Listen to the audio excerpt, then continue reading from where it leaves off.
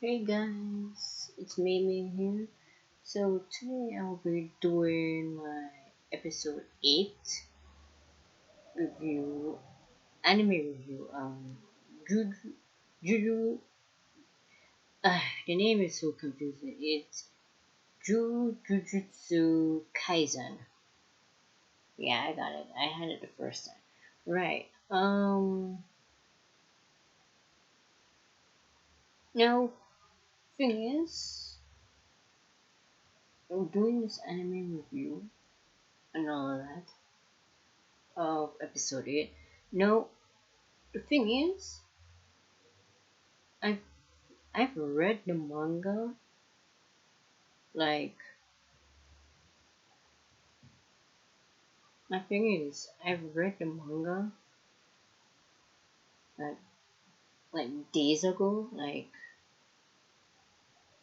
in November, like like earlier in November, right? So my thing about this anime is that alright, I like the scenes. I like how they introduce Totoro, Totoro. So I like how they introduce them, and my m- my thing about it is that for persons who watch the anime or only anime only um won't know. So people who watch the anime or who will see this video, like likely there will be spoilers in this video. So I like how they Mappa Studio really did a good job with the animation. I really have to commend them for the animation because Jujutsu Kaisen is just it is wild. It is fucking wild to the point where oh yeah, I'm sorry. It is wild, and I have no quarrels with it, but I do hear some criticism with the translation and the subbing aspect of it because and this is the thing, this is the trend.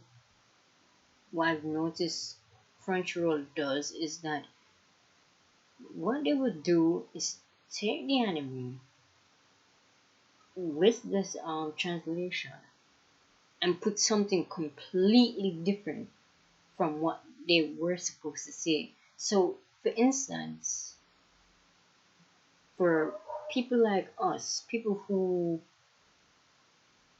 don't speak Japanese, who don't know some of the right, we might know some words from out of it, but for native Japanese speakers and for a person like us, is the fact that they kind of put things in there that you're not supposed to.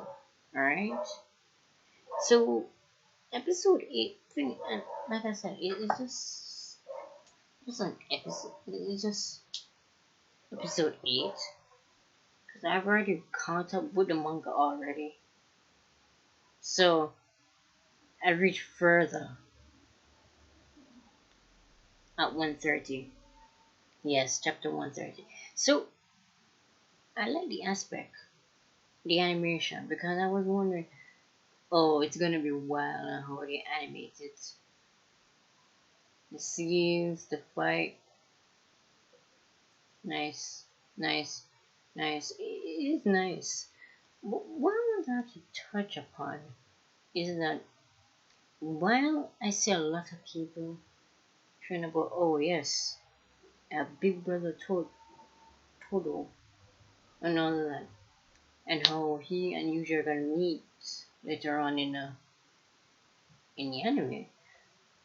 but it's rather to a scene where I feel it's going to be much more emotional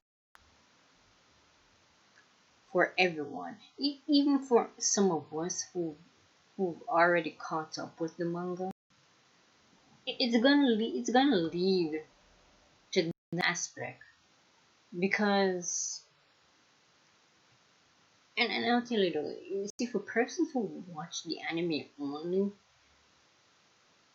they're gonna be devastated. But I tell you though, and I would recommend some persons, some like anime owners, to go and read the manga because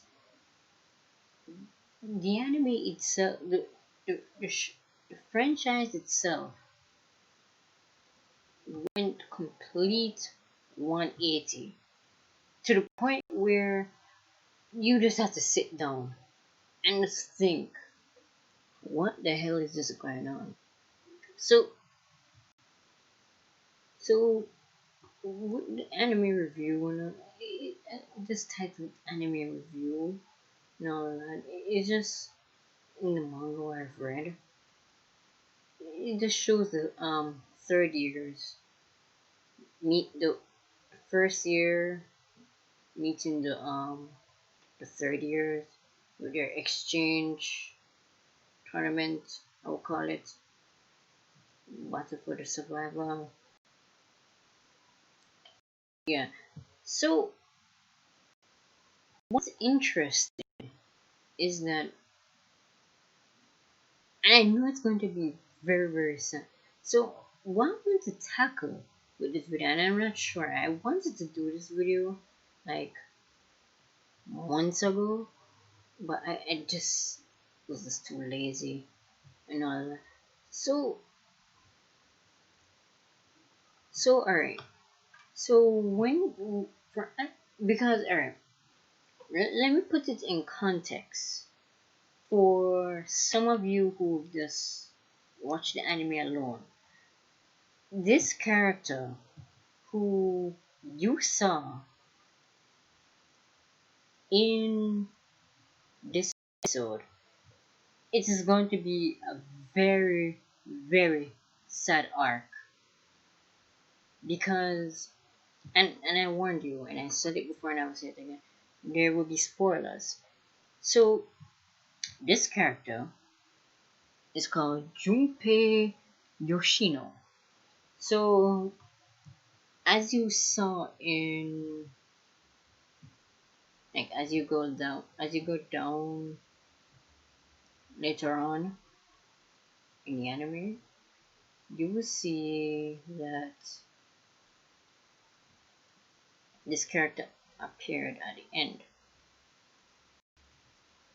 And you'll be wondering because you will hear people say you can see people in comments of different videos saying this and that, saying, oh, why are it doesn't show here. So the thing is, people are gonna wonder because people been asking, and this is the thing about it though too, as well. People been asking like, who is this character and why does he appear every time? And the thing about it is that with Junpei, as I said before, it is gonna get very sad for persons who watch the anime. But it's very sad in the manga to the point where, and I want to say the mangaka himself, Eiji, I want to say I commend him.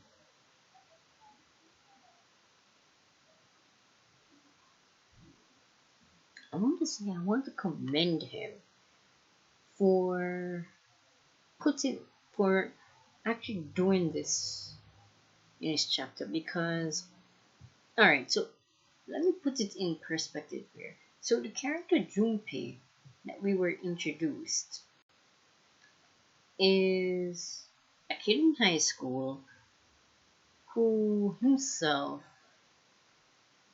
is always getting bullied. So you will see that you will see it's a recurring thing. So there's no doubt about it. So he's a character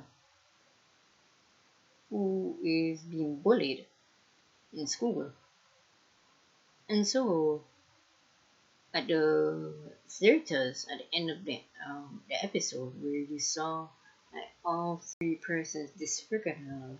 So basically, what happened is that he met Maito, this guy, it's just, and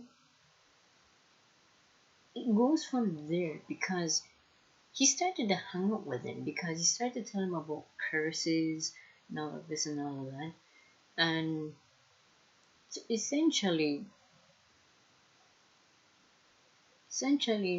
Namani and Yuji went to investigate that incident at the theaters because three high school students just end up with their bodies just disfigured. That really itself would prompt an investigation. And Junpei himself was kind of interesting because he himself was afraid, I could say, but I could say that he was rather interested in what Maito was saying. And through the chapter when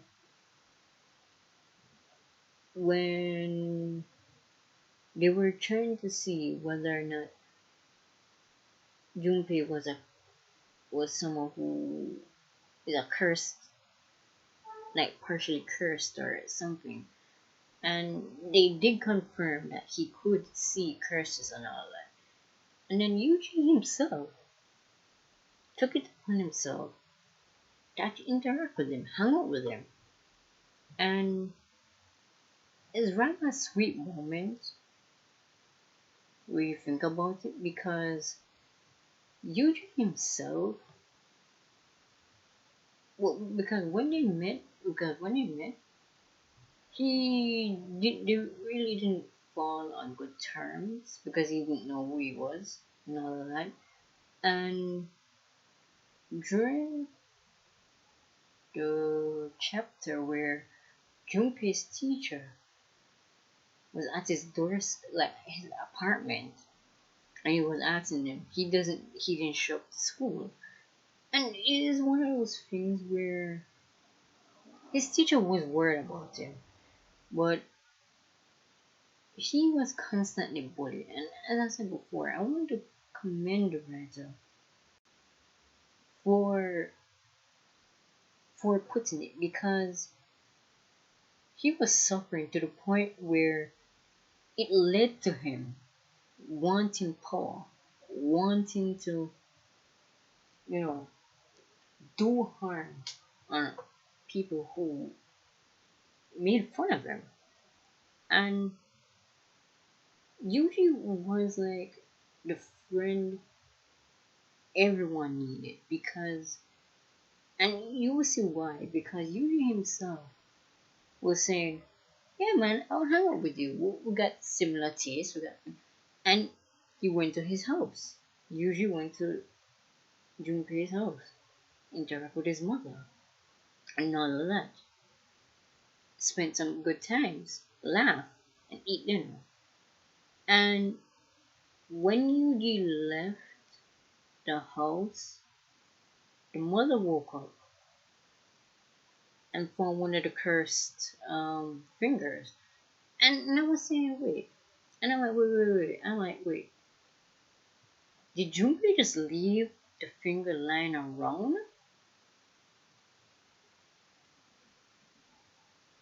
Because one of the things Maida was telling him about how the curses work and how some of his powers work is that whatever he does, he can transform people and things into grotesque, monstrous beings who is rather are in pain and can't be reverted back because the transfiguration thing itself is just it essentially just torment. And basically Sakuna's finger attracted some curses which ended up killing Junpei's mother in the house itself. So when you cut to the chapter now, he himself went to his school, knocked out everybody except the other guys, and killed, like, I think, what, two of them. And he was torturing the other guy, saying this and that because he bullied him. Yeah, this guy.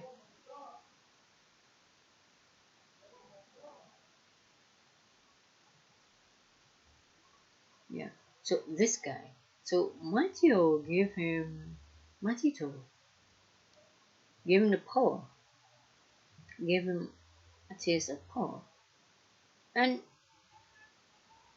the saddest thing about giving the power for, like, for jellyfish, the jellyfish, and in jellyfish based attack. And it's one of those things where it leads to my, how can I say this? It leads to, like, I knew from the start when I was reading it, I knew he was going to die because Yuji was telling him that this guy literally used you, took advantage of him, and was basically telling him that Maito, was the one that caused his mother to die and used him. And because he didn't want to actually fight anymore, Maito himself said that, yeah, you're not gonna walk out here unscathed like this. And he disfigured him. And Yuji didn't want to fight him. But poor Junpei just ended up dying. And to the point where I'm trying to say is that, like, and this episode too, and I feel as if though this episode is going to blow, and I feel as if though this arc itself, especially with Junpei, it is going to gain more and more traction because it has a specific message behind it, to the point where it says that everyone needs a friend. Like, persons who are bullied to the point where you always had these dark thoughts and things where you want to do and all that.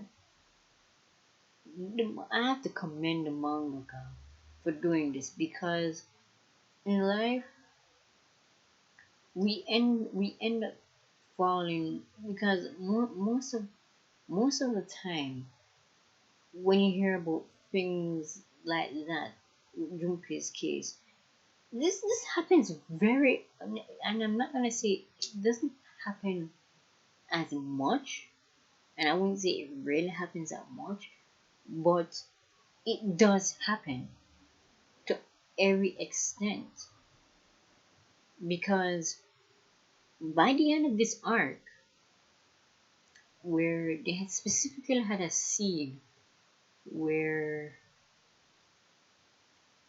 everyone was in the class and they were doing something specific to sign, like, your views on bullying, and the girl who Junpei supposedly likes, his friend, was just thinking back because he was essentially just bullied non-stop by those three jerks and by that leader too, because He left him alive. He tortured him. He tortured him. We left him alive to let him suffer. Or no, or Yuji, I forget I remember Yuji was stopping him. But because by the end of this arc, the teacher who was talking to this guy was like, you need to tell me, you need to admit to me that were you bullying him? And he admitted that, yeah, he was just bullying him. And the teacher was like, yeah, I'm gonna have to keep my eyes on you.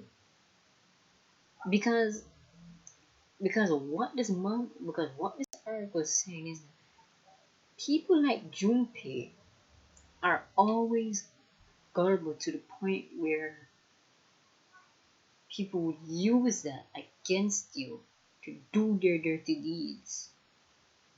And he was a product of that misdeed. Because Maito basically killed his mother.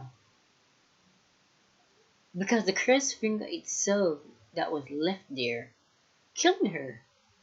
And he was so angry. And I like the symbolism too as well. Like the jellyfish. Because from my understanding in certain cultures and scientifically too is that with jellyfish,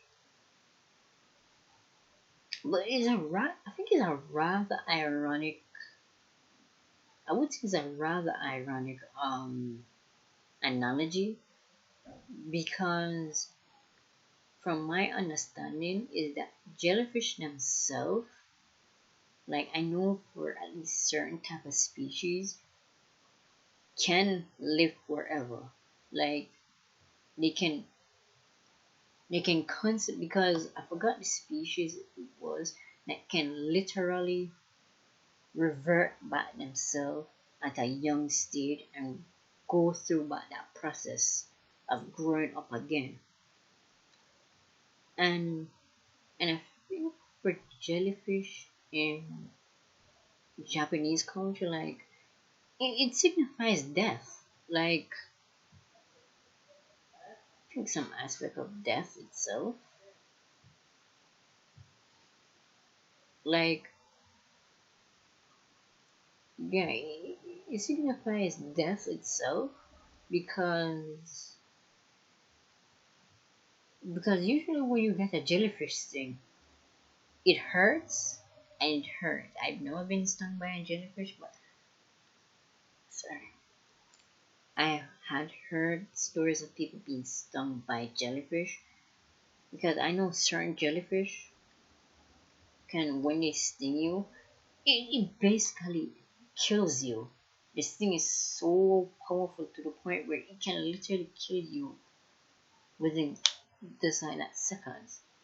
And it's just a nice analogy too as well, because Yuji himself had to not sit but stand there, try and help Junpei, but he couldn't, because he just died right there, because it was side was struggling to say help, and when he died. And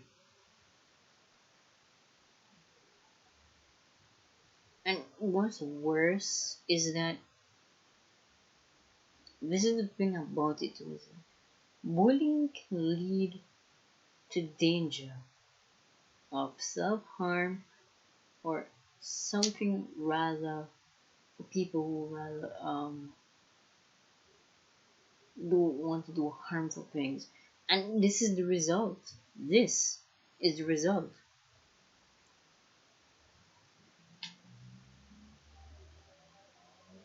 And it's also within, like, I think Japanese culture as well. Like, and I'm not sure why they haven't fixed that type of, unless certain times and certain places they have fixed that. But it need, because that's the thing about it too, is that Japan has like a bullying cultural thing, because it's how their society is run, to the point where you have to wonder why Japanese population is so low.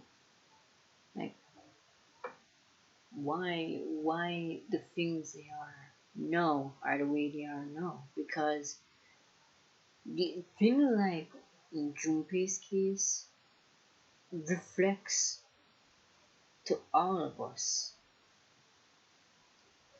It reflects to everyone. It reflects to me, you, anyone I could be friends, and all of that. And because he himself wanted an actual friend, and Yuji was that friend, but because he died, because hell, Yuji wanted him to come and transfer to the academy itself, but we never got to see that, because within itself, within everything, it just brings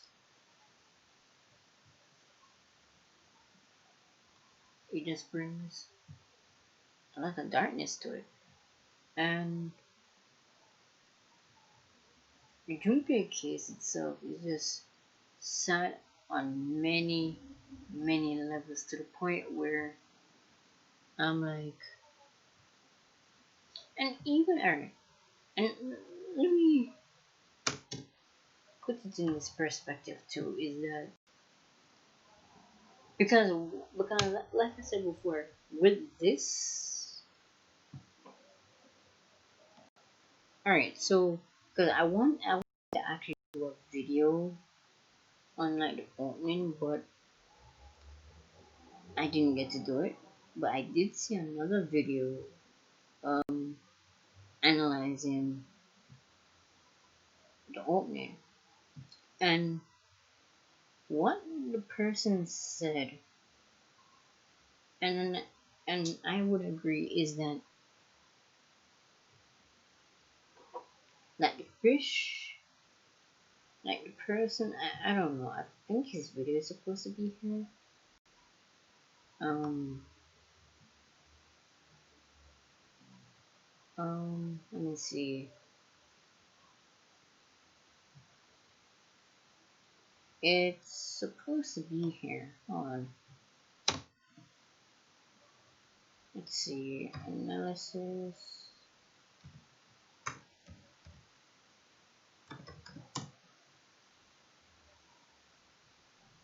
Alright, so Oceans. So, alright, so basically, what he's saying is that, and I might just check this guy out. I might link his video in the description. But basically, in the opening sequence, where we see Yuji on the train and it's full of water,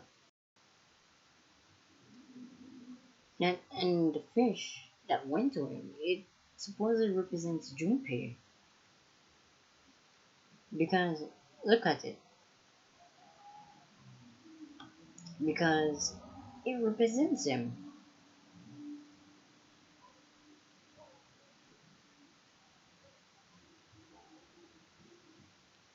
It represents him because if you look at it,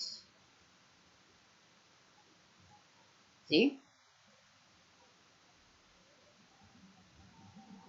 Look at it. Gonna right there, right there. Didn't show alright, hold on. Right there. right there. Right. You see that in point is a representation with Junpei and how it led to his death. Because and you see it and you see that when it showed the fish itself and him just remembering that stood there and watched him die his last moment, it made him angry on inside, and Sakura saw that it made him angry because it is something out of out of the ordinary to the point where I'm like, it is wild, it is sad, and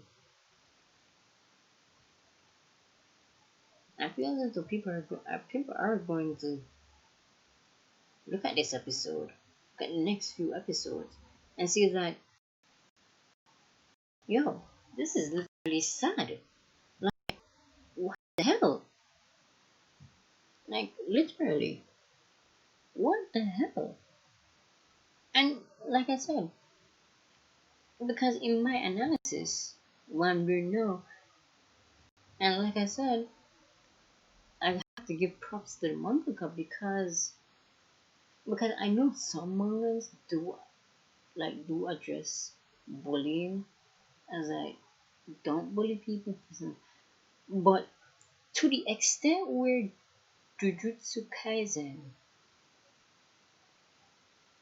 is supposed to be take on real life mixed in with fantasy, it kind of shows that that's a problem with any culture. It's not just Japanese culture, but with any other culture.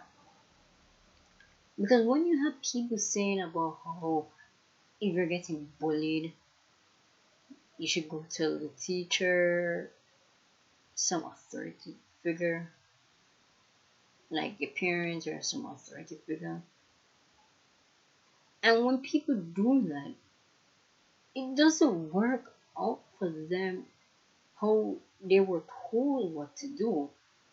Because when, and I've seen it happen to the point where it's sad. Because I'm like, imagine being told that if you're getting bullied, report it to the authority figure, like a parent, a teacher, a guidance counselor, and it doesn't work out because half of these teachers, half of these persons in the school, half of these teachers sometimes take the bully's side. And America wonders why there were active school shootings going on. And people are wondering why do we have school shootings like this? Because people don't listen. Because when someone's getting bullied or being made fun of,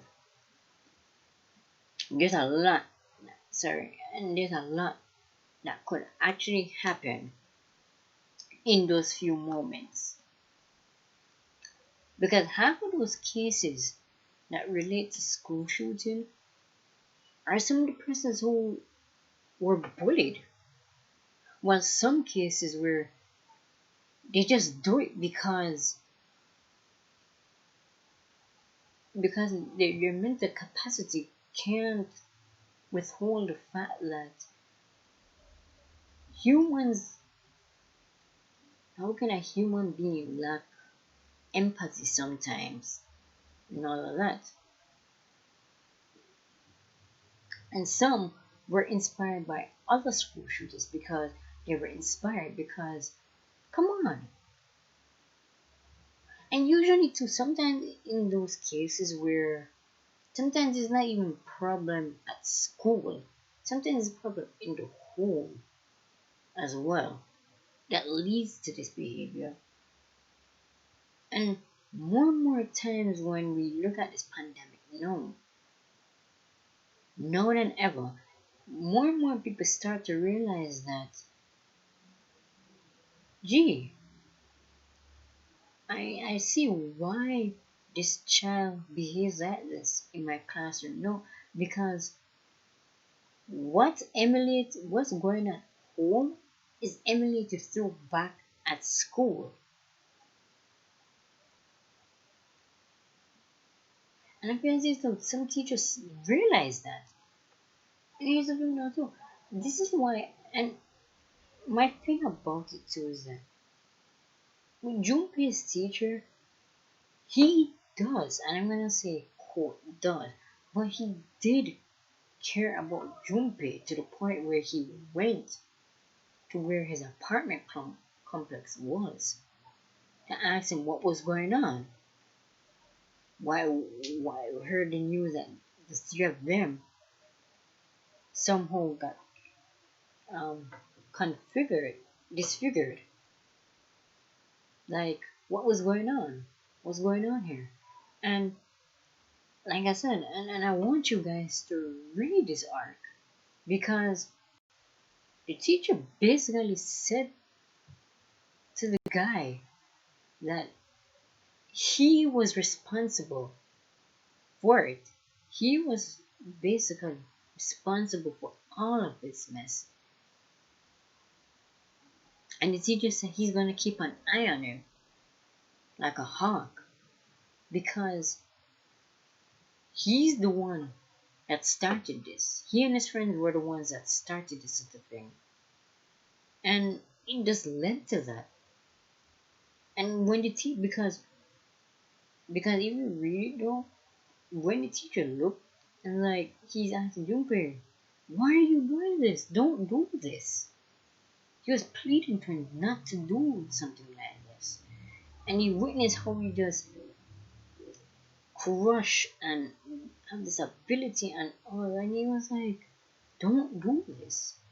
And I feel as though it's not any or anyone I can say, but in life we've all had that one teacher at our school, no matter in prep school, elementary,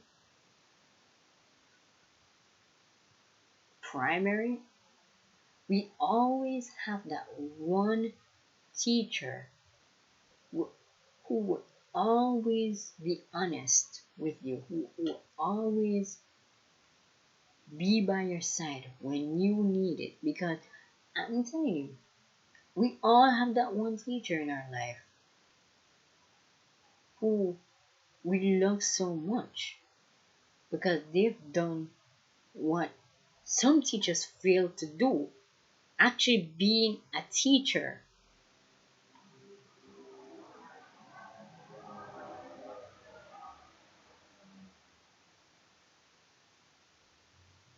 Because we, like I said, we all have that one teacher in our life who take pride into showing that they're interested in you. They want you to succeed. They want you to know the values of life and know that they will always be there. You have and on the internet you always hear these teachers who've done good for their students die of cancer or something else. And I'm like, wish we all had teachers like those who go out of their way to do everything for the student, make sure that they know they are successful, they get the push they need. And the teacher himself was that type of person because he was worried for him. He was worried for him to the point where he was like, don't do this. But he did. But Mahito manipulated him to the point where he turned on him, turned him into a monster, and just ended up dying. And it's gonna bring some tears to people's eyes. And you see,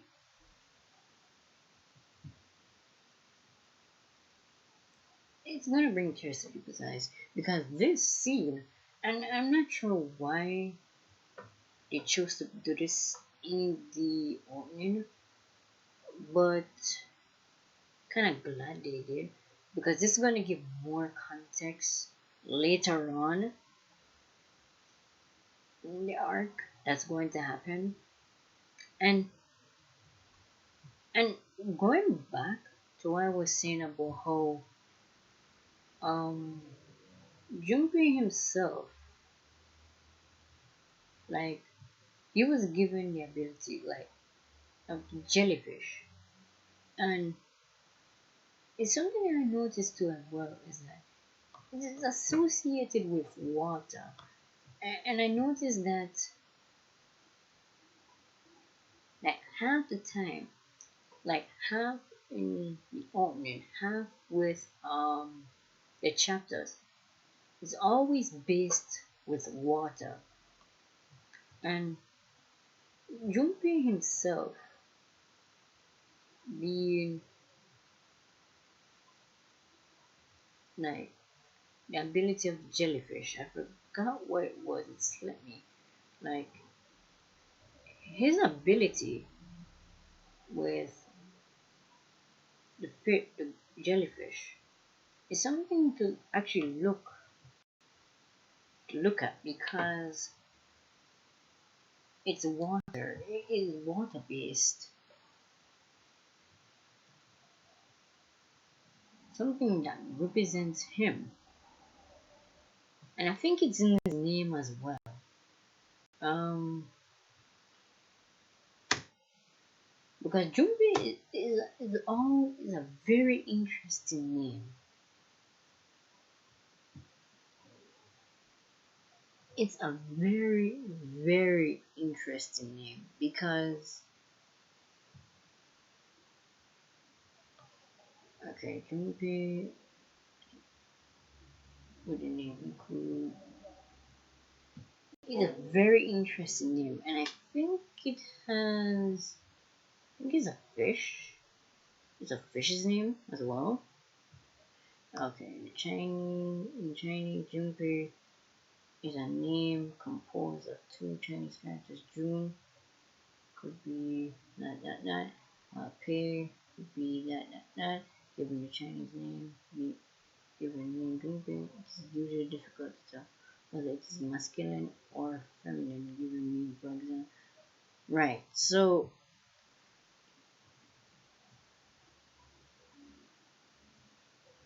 it's kind of like that.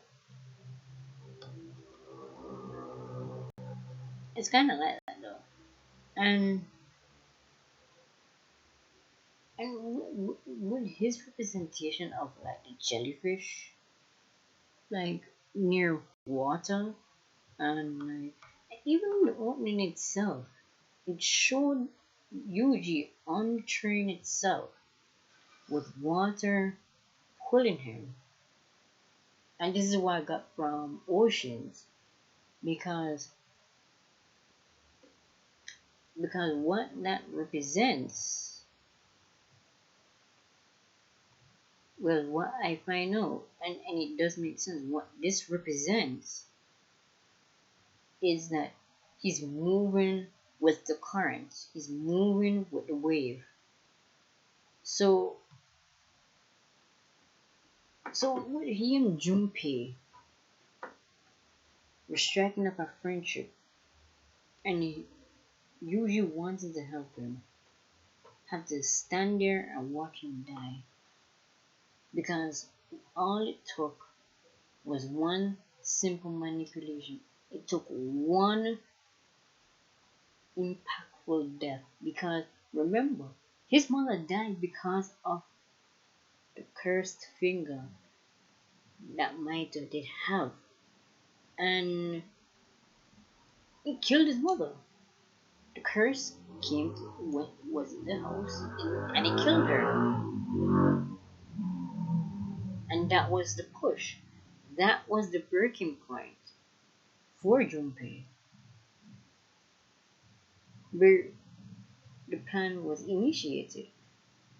And if so, you guys, the anime watchers, are going to see what what is going to happen, because this this arc is one of the most saddest arcs, and it's going to be the saddest arc for a lot of people, because it hits close to home. And I'm gonna say this with a grain of salt. This arc, the arc with Junpei, it hits close to home. It hits us close to home because people are gonna find themselves, what's the word? Familiar, resonating, yeah, resonating with Junpei, resonating with this arc, because some of us have experienced that in life, where we've met people who just bully, and when you and the ironic thing is that when you do something, when you decide to take action, it's all of a sudden a problem because you are trying to defend yourself, and then the teachers punish you. But sometimes the teacher will punish you and the bully. But I'm like, what are you, the teacher, going to do to ensure that this shit doesn't happen again and again? Because it is a problem. It's a problem to the point where people want things to change. And we're human, if and as if we as human beings, if we're not for what is actually right from wrong, then how the hell are we going to evolve?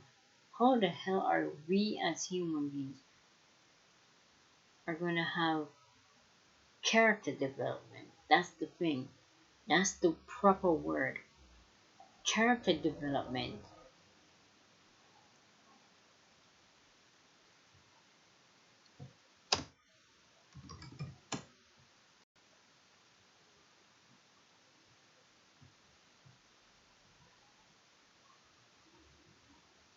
Don't mind me, guys. And and look at this intro too as well, right? Right? We see everybody here under the cherry blossom tree enjoying a picnic. Now here's my thing though too, because this is coming up in my Jujutsu Kaisen theory video that has to do with Yuji and Sakuno.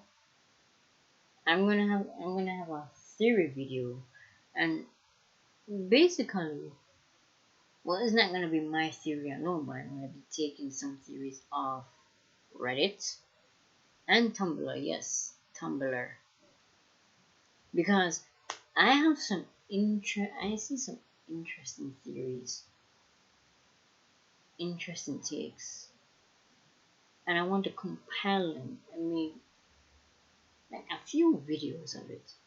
So I don't know. I might do that tomorrow. I don't know. I might do that tomorrow. I might do it Tuesday. I'm not sure, but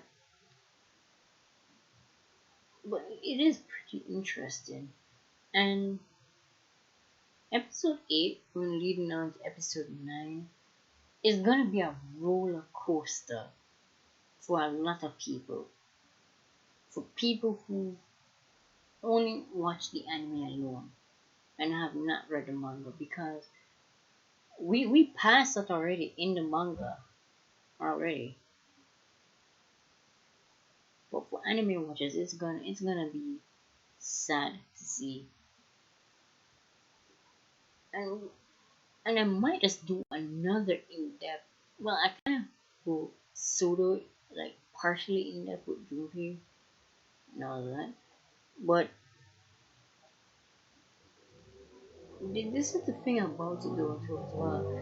It's what it could have been, what could have prevented. Because Yuji himself, and here's the scene. See, this is the teacher, or the guidance counselor. This is the scene, and this, and in chapter as well. This is the cover page. This is the scene of what could have been, what it should have been like, and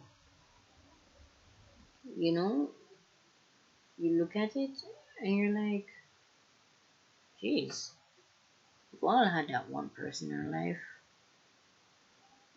At least the bad choices. But harken back, and harken back to episode 8 of Jujutsu Kaisen, right?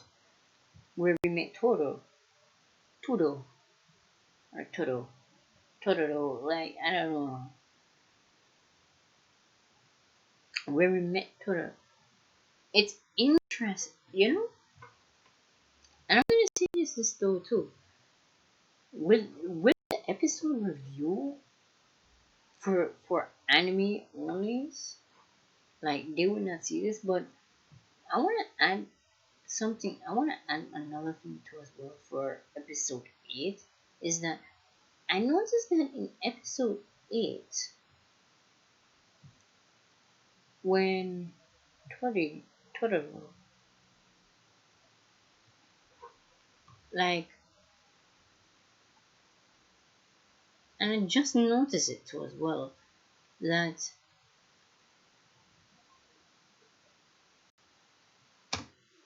and I want to reserve, and I want to reserve the theory for next video that will solely go through with Yuji and Sakuna,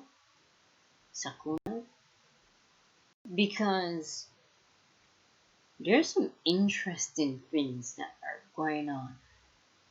But the interesting thing that, and I know anime watchers are, I know some us manga readers, I know for a fact that some of us are going to be excited to see how well portions animated they're going to see Totoro and Yuji's interaction in the anime. I am excited for that. But something too as well, I noticed,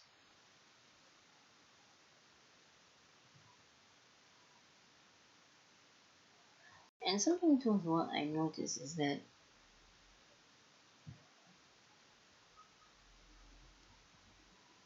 and alright, so what I'm gonna do here, right? I'm gonna partially say what I'm going to say right here with the scene, and then next video when I go in depth with Yuji, I will tell you one more things as to why. Because it's rather interesting, because when I read this part, right? So, alright, I'm gonna put some context behind all this stuff. So usually when I'm getting into a series, like I'm getting into an anime, what I usually tend to do is that I usually tend to watch the anime first, like the first 5, 6 episodes of the anime, and then what I will do is find the manga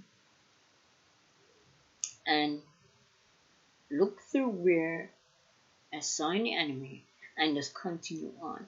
That's basically what I do. Or sometimes in that case, what I would tend to do is read the manga through like up to a higher above chapter of like chapter 20 or so, and then we'll watch the anime and compare the manga and anime and see how well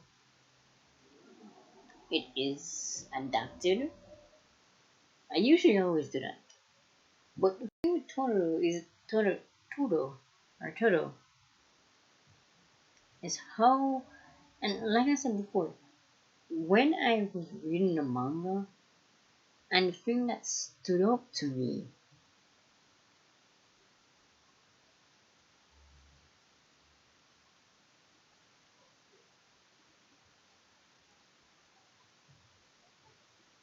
is the thing though too.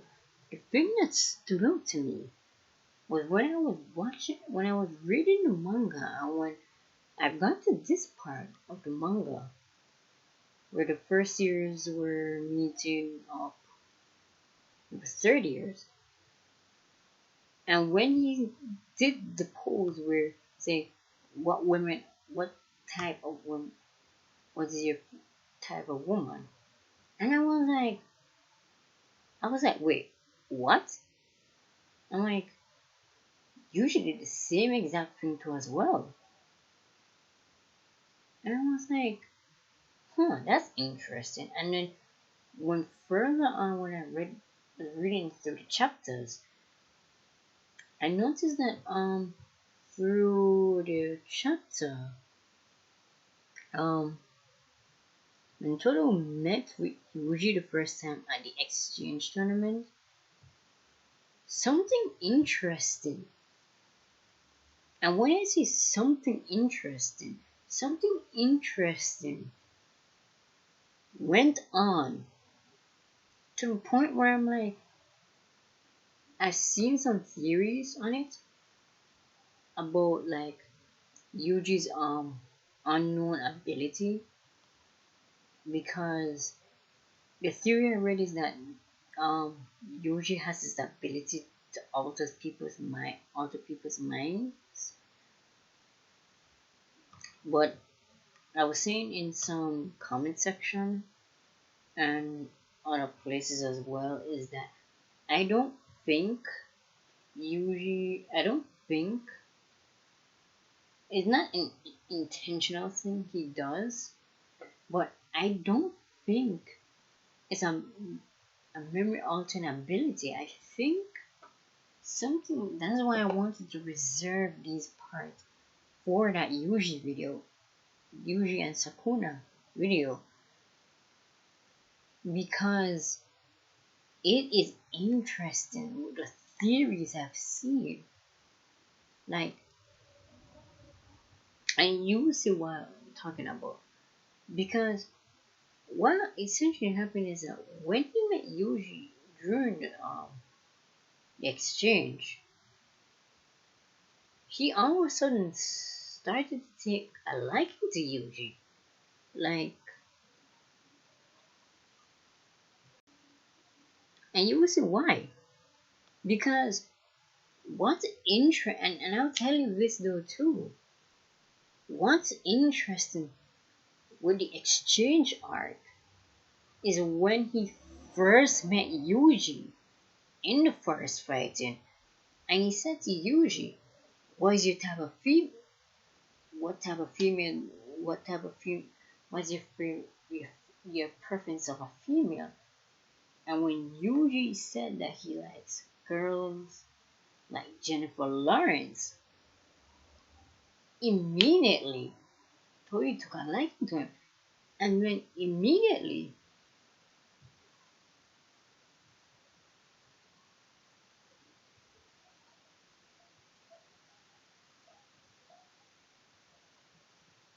And then because when I was reading through this chapter, and when I got to this panel, and I was like, huh, okay. It says that at the moment over they overflowed with Tododo, Tododo memories that don't exist. When I saw that, and I was like, what, like, you got like, because here's what I initially thought. I initially thought that, like, Tododo was like, like how you know, like how we ourselves would tend to have like imaginary like events where in our minds where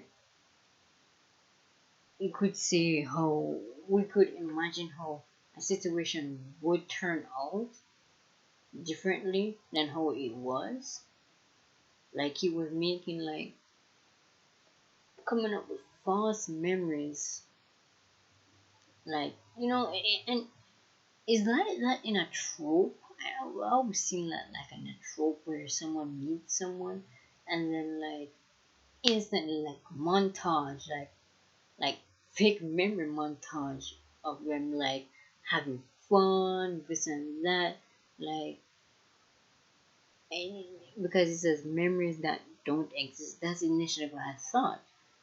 But when I look further on, I was like, Taro was really convinced, saying, "You're my best friend."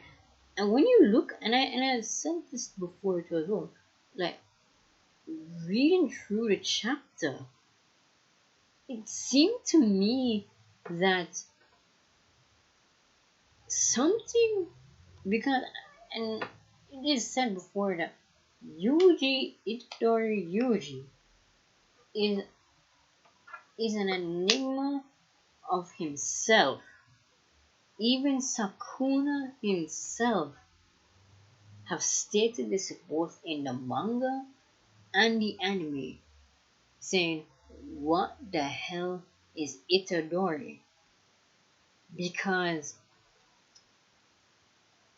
and I was saying, when you have someone that powerful question what the hell this person is, you know something is not right with that picture. Because if you read through this chapter, the exchange arc, where he was having like so and so called memories that didn't exist, because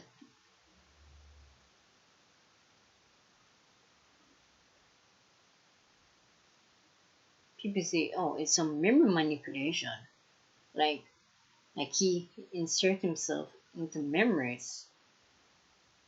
But I'm saying, and I'm gonna say this, and I'm gonna say in that Yoshi video, like Itadori video I'm going to make, that what if these memories that he's getting, and Chozo, I'm gonna explain that in the Itadori video, are actual memories and not falsified memories, because the way how this chapter was, and like I was saying to myself, I'm like, he said the same exact thing, and I'm like, wait, because it showed memories of them like hanging out and stuff.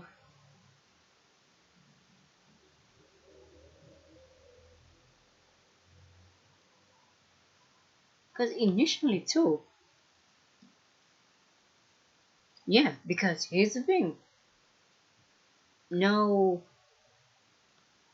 the Toru, because when he asked him that question and he said that, oh, a tall girl with a big butt, I guess, then that's when he realized that, wait, what? No, my theory is that maybe because of what Itadori said, that might have triggered like a suppressed memory that Totoro had. Because remember, it went along the line of a memory that memories that don't exist. But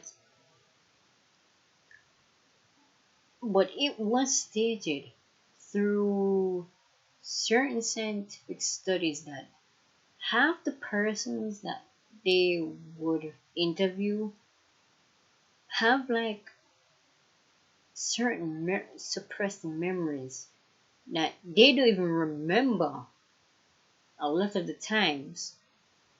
And when they will conduct these interviews, and some of these memories where it just come up and you're like, wait, what?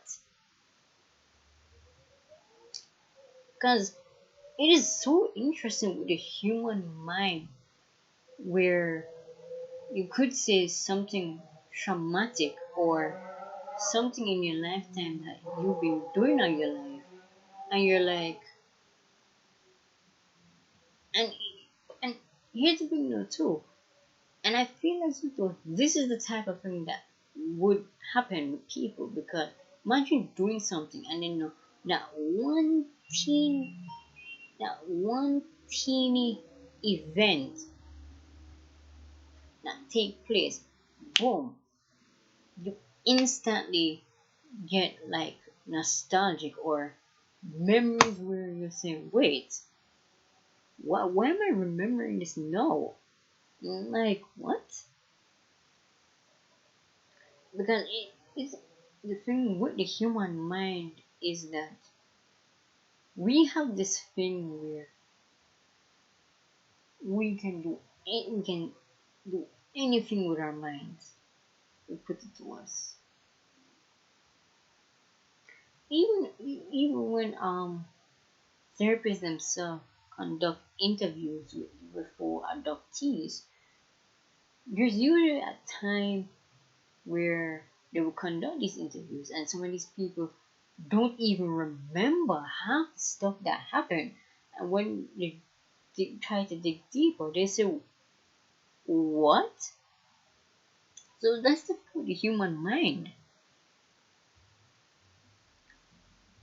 Because this one tiny thing that he did triggered something in his memory.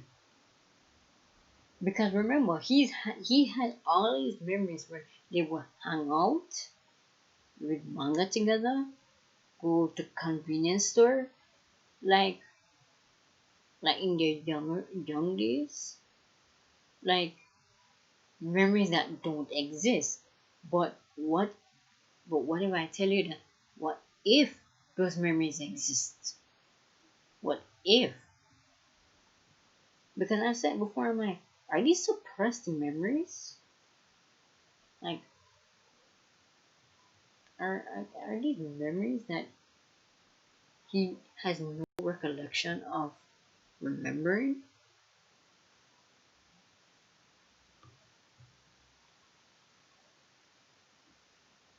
Like,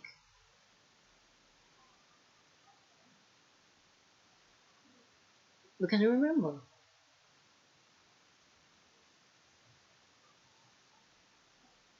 because let's look at it though too as well. He kind of liked Itadori, kind of took a liking to him. And when he acts that, it kind of just exploded, and then he started to get these memories. And he's like, best friend, you're my best friend. And I'm like, Itadori has, and that's the thing about it though too as well, is that I fail to see this as a memory manipulation thing. Itadori has that he isn't aware of.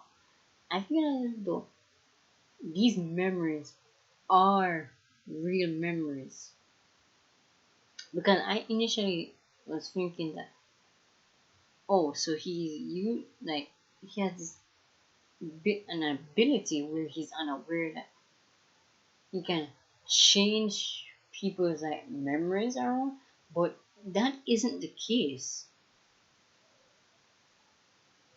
That isn't the case because for that to happen, it would have to change their whole like set of memories, like moments. Like he wouldn't have his unconsciously setting himself in your memories. That is not the case. The case is that, and I don't know why I'm going on for long,